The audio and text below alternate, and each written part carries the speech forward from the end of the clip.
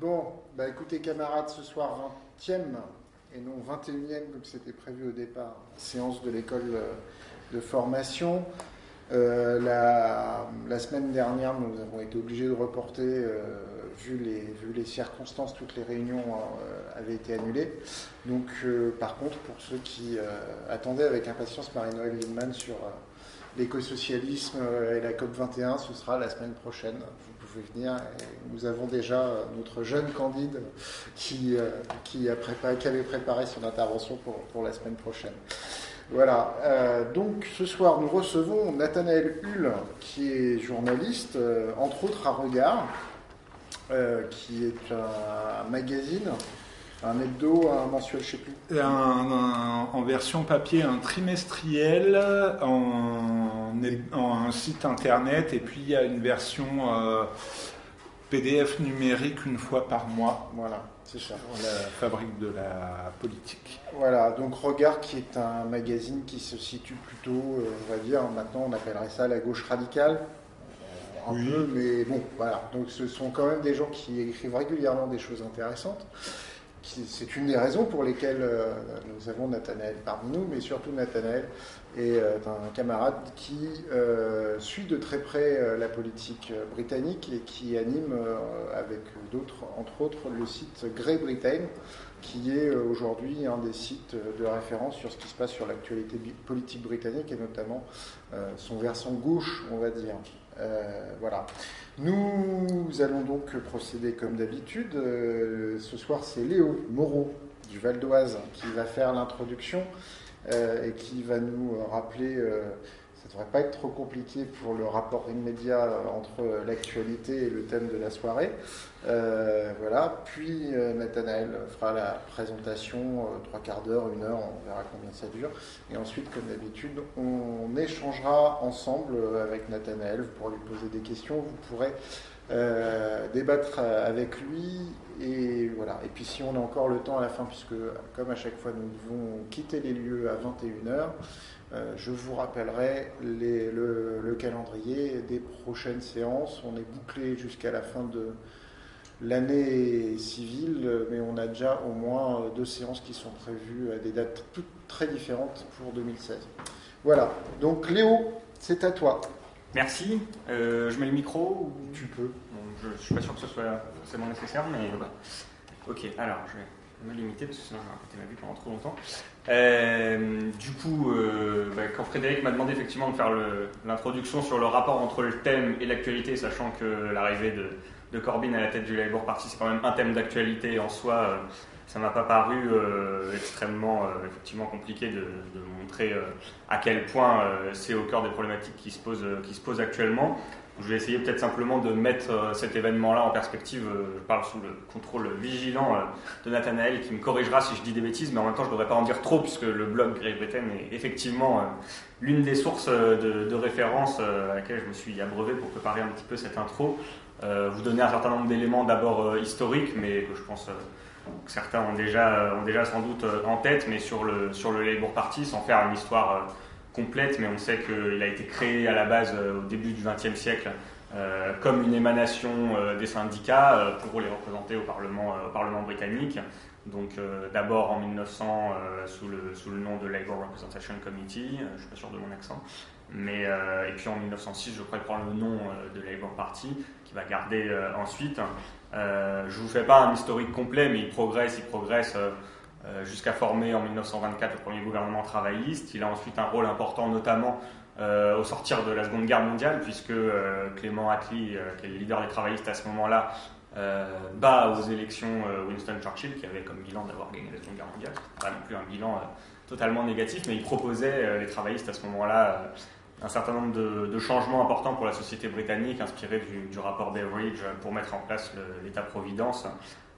C'est à ce moment-là que, pendant ce gouvernement travailliste, jusqu'en 1951, qu'ont été créés un certain nombre d'institutions comme le National Health Service, le NHS, le service de santé britannique, qui fait aussi la gloire des travaillistes, qui a été créé en 1948.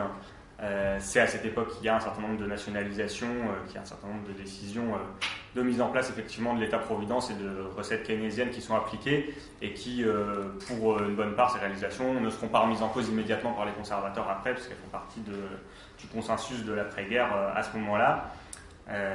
Ensuite, sans faire une histoire complète, on en arrive à la période de Margaret Thatcher, j'accélère, mais où il y a une longue traversée du désert du coup des travaillistes britanniques. Puis en 1994, Tony Blair qui est élu à la tête du Labour avec un programme de troisième voie, donc tout ce qu'on a appelé le New Labour, un grand recentrage par rapport à l'idéologie traditionnelle entre guillemets socialiste des travaillistes, puisqu'il supprime un certain nombre d'orientations considérées comme trop socialisantes, pouvant faire peur à l'électorat du programme du parti. Je me souviens plus si c'est à ce moment-là que la clause 4 qui prévoyait la nationalisation des moyens de production est supprimée, ou si c'est déjà un petit peu avant dans l'histoire du parti, mais en tout cas il y a un recentrage très clair, l'idée que voilà, ce qu'il faut, c'est ce qui marche, un discours auquel on est un petit peu habitué dans un certain nombre de cas. Donc Tony Blair gagne les élections ensuite en 97, reste au pouvoir de mémoire pendant 10 ans, à peu près jusqu'en 2007, et c'est Gordon Brown qui finit le mandat conservatrice jusqu'en 2010. Donc Blair qui mène une politique, alors en même temps il n'est pas totalement dupe lui-même de son propre discours, dans le sens où pour être réélu il mène aussi une politique qui par certains aspects investit quand même dans le service public et dans certaines clientèles électorales traditionnelles des travaillistes, mais il est clair qu'il a nettement décalé le parti malgré tout sur sa droite par rapport à ce qu'il était auparavant. Donc 2010, retour des conservateurs au pouvoir, et les dernières élections générales, elles ont eu lieu cette année, le 7 mai 2015, donc avec Ed Miliband qui était le leader des travaillistes qui est défait avec le Parti travailliste à ce moment-là, alors que les sondages prédisaient un résultat serré, donc quelque chose qui normalement aurait dû mettre les conservateurs et les travaillistes selon les prévisions à peu près à touche-touche. Or, c'est une victoire nette des conservateurs qui a donc reporté Cameron au pouvoir, d'où démission d'Ed Miliband et une course au leadership qui va nous amener au sujet du jour, puisque cette course au leadership, en plus du Labour Party, est la première qui se déroule selon les nouvelles modalités qui ont été adoptées pendant le mandat d'Ed Miliband comme leader. C'est-à-dire qu'auparavant, on avait trois collèges qui rentraient en jeu pour la désignation du leader. Le parti parlementaire, donc les députés, les membres du Parlement qui avaient donc un poids particulièrement important, à peu près 1 sur 3, un tiers des électeurs, en tout cas du poids des voix pour désigner le leader. Il y avait évidemment les adhérents individuels, et puis il y avait les syndicats, les organisations affiliées, donc principalement les syndicats et un certain nombre de sociétés socialistes, qui s'appellent ça comme ça. On est passé à un système qui était d'ailleurs censé favoriser plutôt pas des gens comme Corbyn, plutôt des gens centristes, qui est un système de vote individuel où il n'y a plus ce système de 3 collèges pour la désignation du leader, mais juste des votes individuels, donc des parlementaires bien sûr, mais surtout des adhérents, des membres des organisations affiliées qui le souhaitent, et puis des sympathisants. Il y a eu une ouverture aux sympathisants dans une formule qu'on peut à peu près rapprocher de l'idée de primaire. Il fallait payer 3 livres pour pouvoir participer à la désignation du leader du Labour. Et donc c'est dans ce contexte-là que Corbyn a été élu un peu à la surprise générale, puisque à la base c'est quelqu'un déjà assez âgé, 66 ans, qui est membre du Parlement depuis 83, donc, et qui est toujours un petit peu comme il est à la gauche du parti, en opposition notamment pendant les années Blair à la ligne du parti, donc plutôt quelqu'un qui n'est pas au centre de l'appareil du parti, mais qui a un certain nombre de positions claires, à la fois sur son discours anti-austérité et puis sur des engagements contre l'apartheid, contre la guerre en Irak. Voilà, il y a une certaine rectitude au fil des années qui a été visiblement appréciée, et il y a une dynamique qui se crée à ce moment-là, et je vais m'acheminer vers ma conclusion, sinon je vais dépasser les 7 minutes indiquées par Fred. Mais il y a une dynamique qui se crée, une dynamique forte. À ce moment-là, le Labour est passé, je crois, de 200 000 quasiment à 300 000 membres. Il y a près d'un électeur britannique sur 100 qui participe en fait au vote à la désignation pour Corbyn. Donc c'est une dynamique qui implique notamment beaucoup de jeunes parce que effectivement discours clair, parce que rupture avec l'établissement du Labour Party qui apparaissait nettement en décalage, notamment avec les préoccupations de l'électorat traditionnel du Labour, avec les syndicats, avec la base travailliste et même la leader par intérim s'était pas opposée vraiment aux coupes dans les budgets sociaux qui avaient été décidés par les conservateurs. Donc Corbyn rompt plutôt avec ça. Les résultats sont donc proclamés le 12 septembre dernier et il prend la tête du Labour Party. Donc je ne détaille pas la composition du chef de cabinet, les éléments de son programme, je pense que tu pourras nous parler de tout ça, mais ça pose évidemment maintenant un certain nombre de questions, notamment sur sa capacité à devenir Premier ministre en 2020, qui est la grande question. Est-ce qu'il est vraiment là pour prétendre au 10 Downing Street ou pas et je crois d'ailleurs qu'Ed Miliband lui-même a dit récemment que si, bien sûr, il avait l'étoffe Corbyn pour être Premier ministre, et il s'en tire plutôt bien a priori, mais on va, je pense, revenir là-dessus dans ses premiers débats au Parlement face à Cameron et dans ses premières décisions en tant que leader du Labour. Et ça arrive dans une séquence qui est évidemment importante. Donc quelles conséquences effectivement pour la gauche européenne, pour le PSE, quelles conséquences aussi dans un contexte où il y a à l'horizon le référendum sur l'appartenance du Royaume-Uni à l'Union européenne, la question écossaise avec la prégnance des nationalistes en Écosse. Voilà, donc c'est quand même quelque chose qui ouvre des perspectives et qui va plutôt dans notre sens. C'est un des rares événements de ces dernières années qui vont plutôt dans notre sens au sein de la social-démocratie européenne, donc particulièrement intéressant. Et je termine, et là cette fois je termine vraiment, en rappelant qu'en ce moment il y a notamment des débats sur les coupes dans les effectifs de police et que c'est Corbyn que les médias conservateurs ont présenté comme une menace pour la sécurité nationale en raison notamment de ses positions sur le programme nucléaire militaire anglais. C'est Corbyn et les travaillistes qui s'y opposent.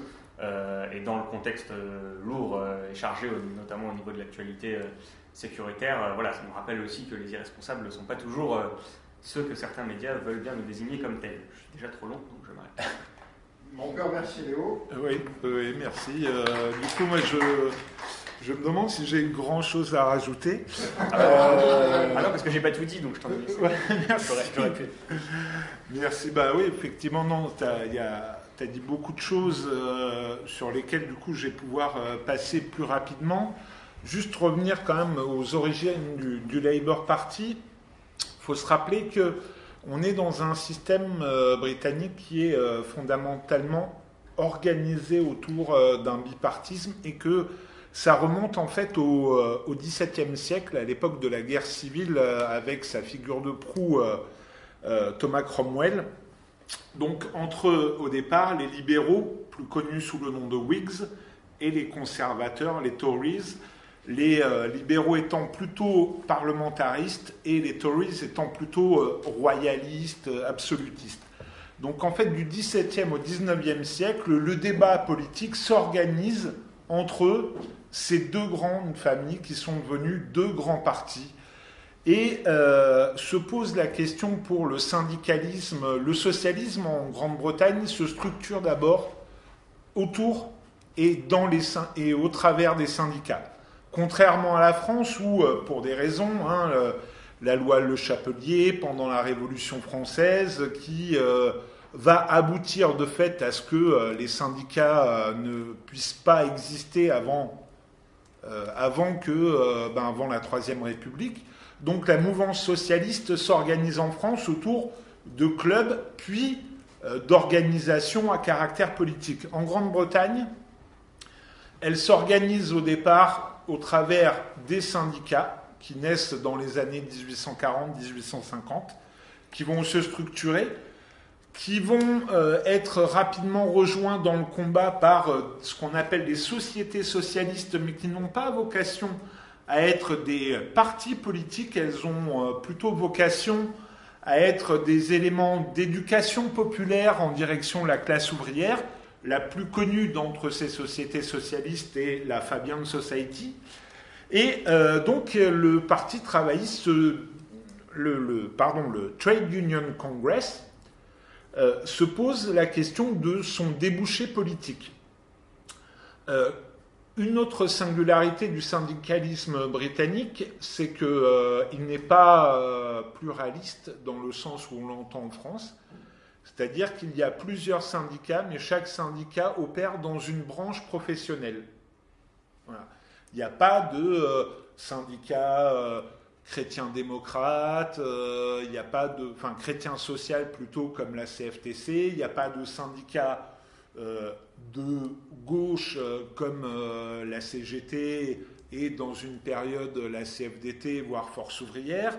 On est plutôt dans un syndicalisme rassemblé où les tendances syndicales, syndicalisme révolutionnaire, syndicalisme plutôt réformiste, s'affrontent politiquement à l'intérieur de l'organisation, mais on ne va jamais créer un syndicat pour des raisons politiques. On mène la bataille à l'intérieur de son organisation, et c'est la force du mouvement syndical britannique qui, aujourd'hui encore, rassemble plus de 6 millions d'adhérents. Sur le paysage européen, c'est pas rien. D'accord, en 1983, il rassemblait 18 millions pardon, pas 18 millions, 14 millions d'adhérents. Mais le thatchérisme est passé par là, on y reviendra. Donc ce syndicalisme rassemblé, réuni au sein d'un congrès des organisations syndicales qu'on appelle le Trade Union Congress, se pose la question de son débouché politique et de sa capacité à faire voter des lois favorables à la classe ouvrière. En Grande-Bretagne, encore aujourd'hui, le mot classe ouvrière n'est pas un gros mot. On peut l'utiliser, pas forcément dans une acceptation marxiste, tout simplement comme un fait. Voilà, la classe ouvrière, ça existe en Grande-Bretagne, et y compris des politiciens conservateurs peuvent utiliser ce terme sans aucun problème. Donc, se pose la question de créer leur propre parti, puisque les libéraux sont hostiles aux réformes proposées par le syndicat, et ils vont créer le Parti travailliste en 2 temps. D'abord le LRC, Labour Representative Committee, et puis ensuite le Labour Party, le LRC étant toujours aujourd'hui une des composantes idéologiques du Parti travailliste. C'est celle dont est issu Jeremy Corbyn, c'est historiquement la gauche du Parti travailliste. Et je vous dis que c'est le parti de la classe ouvrière parce que certes, il y a énormément d'organisations d'extrême gauche. Hein. On avait essayé au sein de Great Britain d'en faire un panorama du Communist Party of Great Britain jusqu'à Left Unity, connu essentiellement pour son leader, son cofondateur, Ken Loach. Il y a eu Respect de George Galloway, issu d'une scission du Labour Party.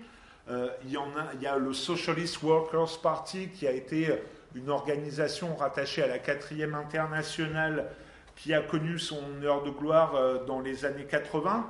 Mais le système électoral britannique et la tradition impulsée par le mouvement syndical font que globalement, on retrouve à l'intérieur du Labour Party l'ensemble des sensibilités du mouvement ouvrier au sens historique du terme. On va dire, il y a des socialistes au sens première internationale, il y a des sociodémocrates au sens habituel du terme, il y a des sociolibéraux, mais tout le monde est rassemblé au sein de la famille. On le fait parce qu'il y a ce fichu système électoral à un tour, majoritaire à un tour, qui fait qu'il suffit de faire une voix de plus que le second pour être élu. Donc là, la question du vote tactique, le vote pour empêcher l'élection de la droite, se pose d'une manière extrêmement brutale et a contribué aussi à faire que les différentes chapelles de la gauche radicale ou de l'extrême gauche, finalement, s'émiettent peu à peu et disparaissent parce qu'il y a le réflexe de classe qui fait que, voilà, on n'est probablement pas d'accord, mais préfère quand même avoir un travailliste plutôt qu'un conservateur. Cela valait en tous les cas jusqu'à 2010, et on verra pourquoi ça n'est plus aussi valable. Donc, il y a cette organisation singulière qui remonte donc à la création du Labour Party en 1906. Les 3 piliers, le Parliamentary Labour Party, qui est en fait le groupe parlementaire qui comporte à la fois les élus à la Chambre des communes qu'on appelle les Members of Parliament ou MPs, donc les membres du Parlement, mais aussi les Lords, donc ceux qui sont désignés pour faire partie de la chambre basse, de la chambre haute du Parlement, qui est la chambre des Lords. On va pas utiliser la traduction française du terme Lords, ça donnerait pas une bonne idée de ce que c'est. Il y a ensuite les Constituency Labour Parties qui sont les organisations de base. La constituency, c'est la circonscription électorale. Et le parti est vraiment calqué sur... Bon, voilà, il n'y a pas les cantons là-bas, il y a les sections, elles ont toutes la même taille. Elles font la taille de la circonscription électorale pour la Chambre des communes. Puisqu'au départ, le Labour Party a été créé pour élire des députés qui vont ensuite siéger à la Chambre des communes. Donc on retrouve dans le découpage de l'organisation le but pour lequel il a été fondé. Et c'est parmi les Constituency Labour Parties qu'on identifie évidemment les adhérents directs. Et enfin, il y a les syndicats affiliés qui sont aussi les partis affiliés. Parmi les partis affiliés, il y a le Cooperative Party, donc le parti coopératif, puisque le mouvement coopératif est très puissant en Grande-Bretagne, et y compris idéologiquement, c'est-à-dire qu'il y a des éléments de l'idéologie corporative britannique qui infusent dans différents pans de la société. Il y a les sociétés socialistes, je vous en ai déjà parlé, et surtout les syndicats affiliés qui sont aujourd'hui au nombre de 12, tous membres du Trade Union Congress, et ils sont, on y reviendra tout à l'heure, représentés ès-qualité. Ils jouent, ces syndicats, un rôle extrêmement important dans le Labour, pas uniquement en termes financiers.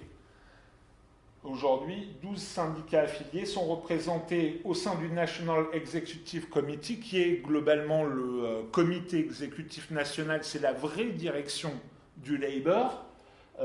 Donc c'est celle qui valide ou invalide les textes qui vont être débattus. C'est ce comité qui soumet ou pas aux adhérents les modifications dans les statuts. C'est vraiment ça a l'air comme ça, pas grand-chose, mais c'est un élément clé dans la vie du parti, c'est vraiment le cœur de l'appareil. Et donc les syndicats, ils sont affiliés, ils sont représentés, et c'est là qu'ils peuvent jouer de tout leur poids, puisque globalement, ils représentent 6 millions d'adhérents. Quand le parti travailliste aujourd'hui, au mieux de sa forme, on représente 670 000, vous comprenez bien qu'il y a quand même une échelle de grandeur qui fait que, quoi qu'il en soit, c'est difficile de se passer de l'avis, voire même de la validation des organisations syndicales sur tel ou tel projet. Les membres des syndicats affiliés peuvent rejoindre le Labour. Ils peuvent opt-in, donc ils font le choix de rejoindre. Avant, jusqu'aux réformes mises en œuvre par Ed Miliband, dont parlait Léo tout à l'heure, il fallait qu'ils fassent le contraire, c'est-à-dire qu'ils se déclarent comme non-membres du Parti travailliste. Il fallait qu'ils opt-out. Donc, ça a été un long débat entre le parti et ses organisations pour savoir quel statut avaient les militants syndicaux dans le parti. Et là, le dernier compromis, c'est le fait que les membres des syndicats affiliés peuvent rejoindre dans des conditions facilitées le Labour. Et depuis la victoire de Corbyn, on peut noter que 2 syndicats, et pas des moindres, le PCMS, donc c'est le syndicat des fonctionnaires d'État, et de mémoire le RMT, donc là c'est on va dire c'est globalement l'équivalent des cheminots, qui avait rompu avec le Labour pendant la période Tony Blair, Gordon Brown, envisage aujourd'hui de revenir et de se faire réaffilier au Parti travailliste. Ce qui n'est pas quand même, ce qui n'est pas rien, puisque là, on parle, ces deux organisations, c'est plus de 500 000 syndiqués qui sont aujourd'hui organisés et avec là pour le coup, une orientation politique validée en congrès qui est assez à gauche. Il faut revenir sur les éléments de contexte sur le thatcherisme, puisque quand même, beaucoup de choses partent de là. On ne peut pas comprendre le blairisme sans le thatcherisme.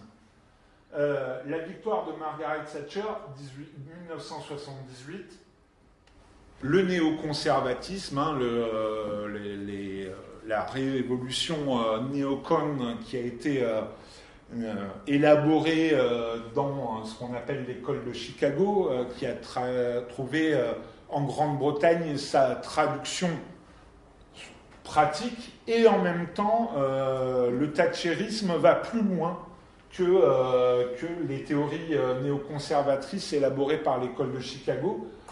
Ils vont, d'abord mener une bataille idéologique au sens propre du terme, au sens gramsciste du terme, qui va les mettre en position d'abord de prendre le pouvoir contre toute attente en 1978, et puis d'infliger à la classe ouvrière britannique une défaite majeure à l'occasion de la grande grève des mineurs de 1984-1985, qui est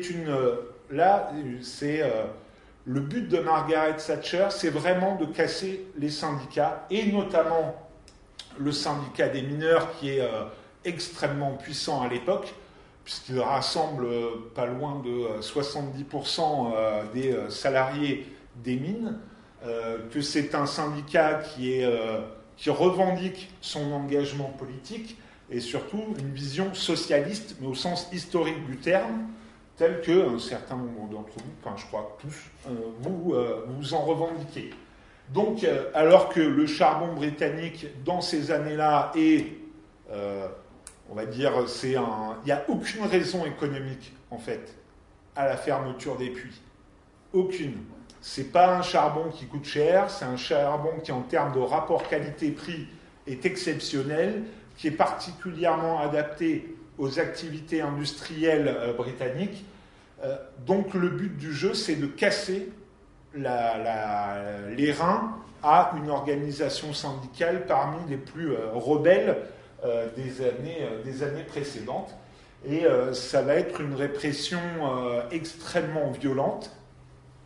Il y a la bataille d'Orgrave, pour ceux qui s'intéressent à ça, qui est un élément très très important avec, là, on va avoir un assaut de la police contre les mineurs qui sont en sous-nombre, et il y aura des blessés par dizaines, même par centaines, des arrestations, des violences policières gratuites, mais le but du jeu est de faire peur, d'impressionner et de casser la résistance des mineurs.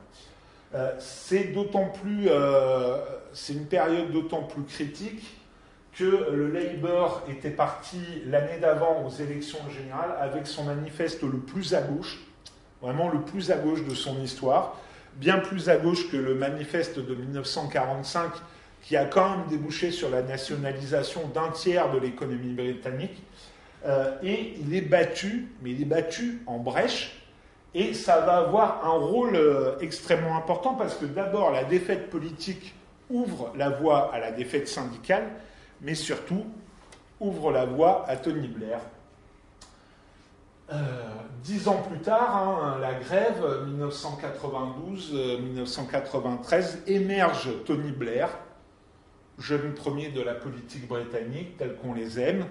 Lui, il a de jolies dents, contrairement aux miennes. Il a le brushing qui va bien, le costard qui va bien. Et Blair, il arrive et il ne dit pas grand-chose sur le fond, ni sur la méthode. Il dit juste, moi, je vous assure que si vous me faites confiance, je ramènerai le Parti travailliste au pouvoir. Il faut imaginer le retentissement que ça peut avoir pour une classe ouvrière exsangue, des syndicats qui sont passés de 14 millions d'adhérents à 6 millions, dont les caisses sont vides, qui ont perdu permanent sur permanent, qui n'ont plus, ils n'ont plus qu'une colonne vertébrale d'organisation, et les mecs, ils n'en peuvent plus. Ils disent, ok, si tu nous promets que tu vas reprendre le pouvoir au Tories, on te donne tout ce que tu veux. Donc, c'est ce point-là que je viens d'évoquer. C'est comme ça que Tony Blair va être désigné leader du Parti travailliste en 1994, avec le soutien quasi unanime des organisations syndicales. Il obtient du coup 60% des suffrages, voilà, tranquille.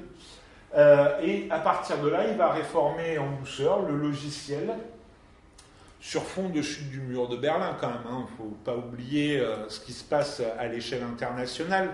Fukuyama, le conseiller du président Bush senior, l'a déclaré. Le communisme est mort, le capitalisme a gagné, l'histoire est finie. Donc vos histoires de transformation sociale, voilà, pas trop la peine d'y penser. Et le camarade Blair, lui, dit... Le plus important dans la période, c'est la conquête du pouvoir et la conservation du pouvoir. Et il crée cette mythologie de la classe moyenne qui serait aujourd'hui l'alpha et l'oméga de l'action politique. En Grande-Bretagne plus qu'ailleurs, la classe moyenne est un mythe. Voilà, à l'époque en tous les cas, aujourd'hui on pourrait discuter, ergoter avec les camarades économistes, il y a l'émergence des self-employees qui sont globalement nos auto-entrepreneurs, mais à l'époque ça n'existe pas. On est dans une situation très marxiste, il y a ceux qui dégagent une plus-value par le fruit de leur travail, ils dégagent une plus-value dont ils sont spoliés. Ça s'appelle la classe ouvrière. Et cette classe ouvrière, elle est évidemment composite, sauf que Blair, il va d'un objet composite, il va faire un objet morcelé en essayant d'isoler à l'intérieur de la classe ouvrière ce qu'il va appeler les classes moyennes. Grâce à tout ça, on peut dire que Margaret Thatcher, un jour, a été questionnée par un journaliste et ce journaliste lui dit « Quelle est votre plus grande victoire ?» Il s'attendait probablement à ce qu'elle lui dise soit la guerre des Malouines, soit la grande grève de 1984-1985. Elle dit « Non, ma plus grande victoire, le New Labour. » Tout simplement parce que le New Labour va arriver au pouvoir. Ah, ça a bougé la mise en page, va arriver au pouvoir en scellant donc l'alignement du réformisme sur le libéralisme, c'est le social-libéralisme, tel que vous l'avez caractérisé à maintenant la gauche à plusieurs reprises. C'est-à-dire que les gouvernements Blair et Brown vont poursuivre la politique de dérégulation sociale. Ils ne reviendront jamais sur les lois antisyndicales mises en place par les deux gouvernements dirigés par Margaret Thatcher. Le seul hôpital du NHS, le service public de santé, qui fait la fierté de tous les Britanniques, quel que soit leur positionnement politique, le seul hôpital du NHS qui a été privatisé l'a été sous un gouvernement travailliste en 2009. Le Premier ministre, c'était Gordon Brown, et le ministre de la Santé à l'époque était quelqu'un qu'on va retrouver un petit peu plus tard, Andrew Burnham. C'est surtout la guerre en Irak qui va causer un choc très profond dans l'électorat travailliste, à tel point que lors des élections générales de 2010, le Labour perd 5 millions de suffrages, 5 millions de suffrages après lesquels il court encore et toujours. Donc, en 2010, défaite de Gordon Brown, on est en Grande-Bretagne, donc quand on est battu, on ne s'obstine pas, quand on est battu, on démissionne. Voilà. On n'est pas... on n'attend pas, on ne s'inscrit pas dans la durée en disant la prochaine fois j'y arriverai, etc. Quand on est battu, on démissionne. Donc Gordon Brown démissionne. Et là, guerre de succession, c'est vraiment une guerre, c'est presque une guerre civile. Et surtout, c'est une guerre civile, puisqu'en fait, ça va se passer dans la famille. Ed Miliband incarne la continuité Gordon Brown, et son frère David incarne le camp blairiste. Gordon Brown et Tony Blair n'ont jamais entretenu les meilleurs rapports du monde. C'était des alliés de circonstance. Gordon Brown, c'est un Écossais. Il incarne la tradition classe ouvrière du Labour face aux jeunes loups modernes, troisième voie, New Labour du Parti travailliste qui sont du côté de Tony. Donc, sur le fond politique, ils peuvent se retrouver puisque Gordon Brown, il va laisser faire la privatisation d'un hôpital du NHS, mais il a quand même ce bilan critique puisque la commission Chilcot, dont on attend pour l'année 2016 les conclusions, commission Chilcot qui a la charge de mener une enquête indépendante sur les conditions qui ont amené la Grande-Bretagne à intervenir militairement en Irak. Cette commission a été créée en 2008 par Gordon Brown. Donc 2008, résultat attendu pour 2016. On est en Grande-Bretagne, on peut prendre son temps.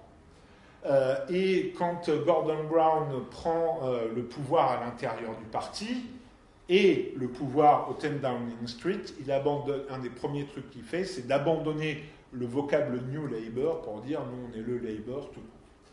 Donc c'est dans ce cadre-là que se dispute la guéguerre entre les deux Miliband et Ed l'emporte avec 50,5% des suffrages, avec le poids de toutes les organisations syndicales derrière lui. Autant dire que la bataille a été particulièrement violente et que encore aujourd'hui elle laisse des traces entre les deux frères.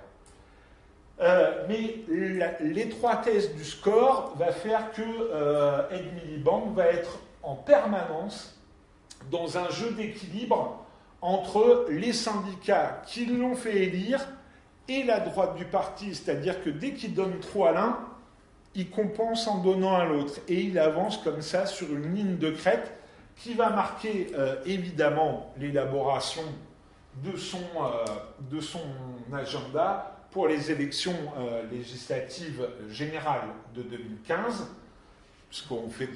il est incapable de prendre une position sur l'austérité. On ne sait pas s'il est pour, comme le voudraient les blairistes. On ne sait pas s'il est contre, comme la gauche du parti le souhaite.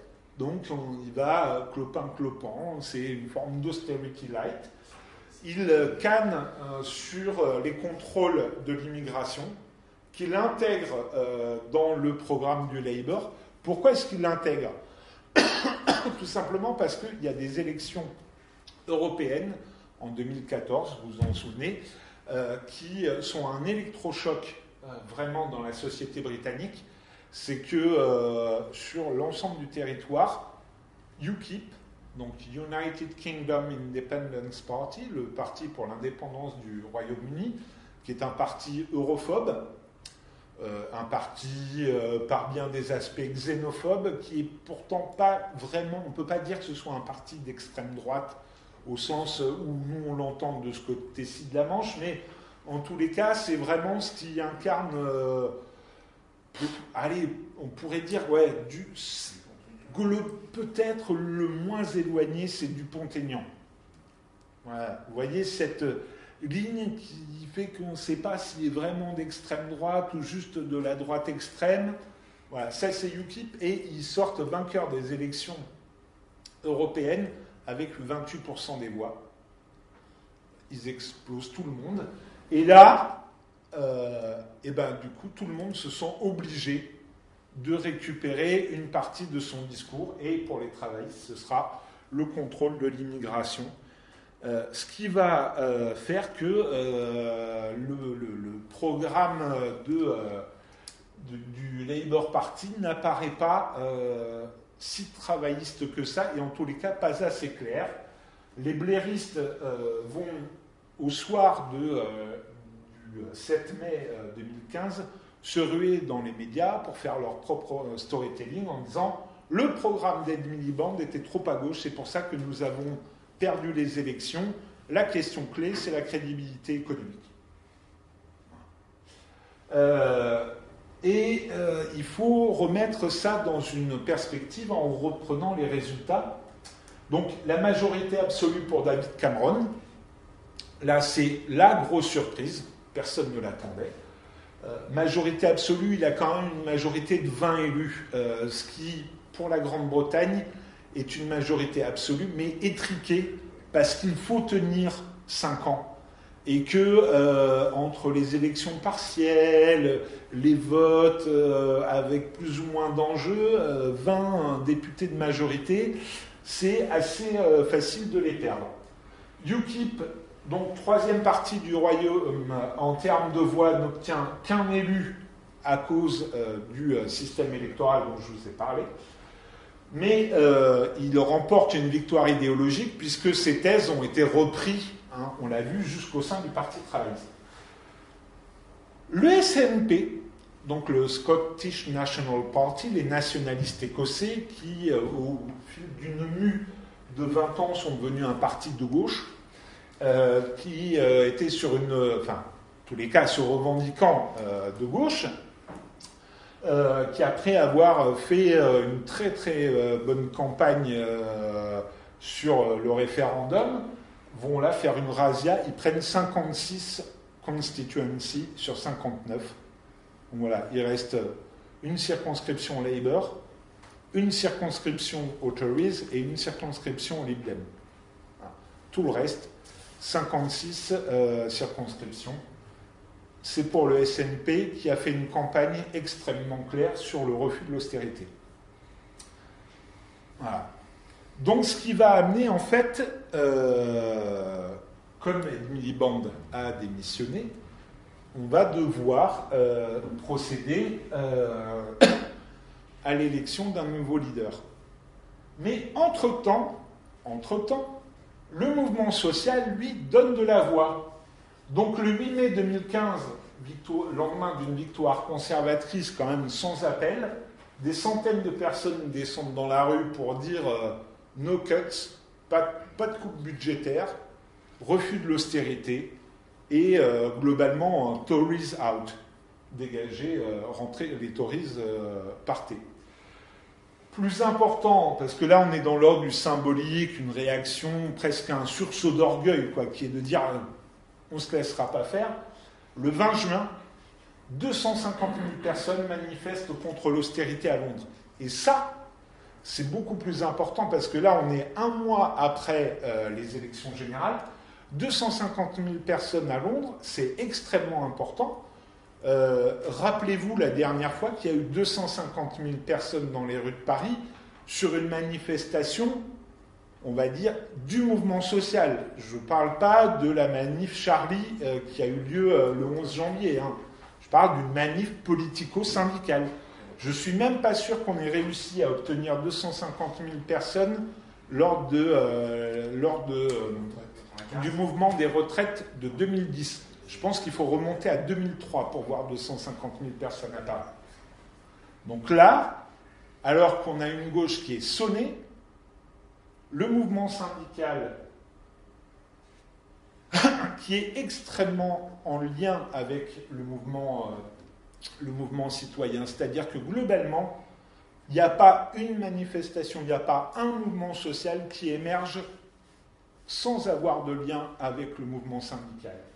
Les People's Assembly, les assemblées du peuple, donc il y en a People's Assembly Against Austerity, donc les assemblées du peuple contre l'austérité. Il y a People's Assembly Against Privatization of Royal Mail, donc il y a des People's Assembly contre la privatisation de la Poste. On fait des People's Assembly pour tout. Chaque fois, le coprésident est issu des syndicats. Les syndicats fournissent les cadres, fournissent les moyens, fournissent l'infrastructure et fournissent aussi des slogans et une orientation politique. On n'est pas dans le divorce franco-français d'une partie des mouvements, les indignés, les assemblées populaires qui regardent les syndicats comme corrompus, etc. Non, non, non. Là, on marche main dans la main. Et c'est pour ça qu'on met 250 000 de personnes à Londres le 20 juin, qu'on met du monde à Édimbourg, qu'on met du monde à Manchester, qu'on met du monde à Cardiff, et que globalement, ça fait 300 000 personnes qui, un mois et 15 jours après la victoire de David Cameron, défilent pour dire non à l'austérité.